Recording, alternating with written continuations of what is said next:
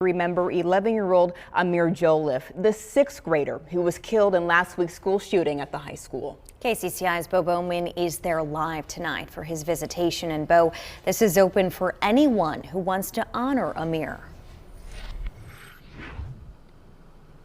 It is, Laura. The visitation and the funeral tomorrow are both open to the public. And so far in the last week, we've seen a ton of support for the family of Amir Joliffe. And today the visitation was no different. You can see behind me all the cars in the parking lot at the Caldwell Funeral Home. They've been trickling in all day long to pay their respects and say their goodbyes to the 11-year-old sixth grader who was killed in the attack.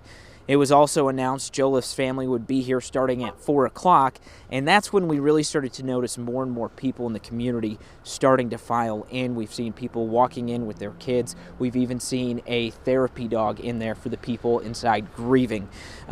We've seen support like this not just for the Joliffe family, but for everyone here in Perry. Meal trains, ribbons, lots of financial support. I spoke with the city administrator of Perry today, and he says the continued internal support for one another is what will help keep this town to continue to get through this tragedy. He says there's been many heart-to-heart conversations with people all across this community and about the pain and struggles that they've been dealing with. And he says that's what they need to keep doing to continue to get through this.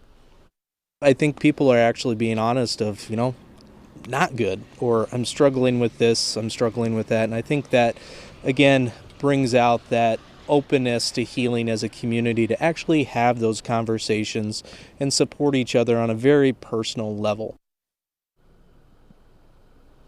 And a lot of those conversations similar to that, I'm sure, are happening behind me at the visitation right now. And Peterson hopes they continue to happen here in the weeks and months and years following this incident. Now, Amir's funeral will be tomorrow morning. That's when it's scheduled for 10:30 at the St. Patrick's Catholic Church here in Perry.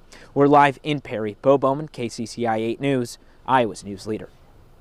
Bo, thank you. Well, some new information tonight from the deadly Perry High School shooting. We have now learned the first police officer on scene arrived in less than 2 minutes. Dallas County Sheriff Adam Infante tells KCCI the activation came in at 7:35 last Thursday morning, and a Perry officer was there by 7:37.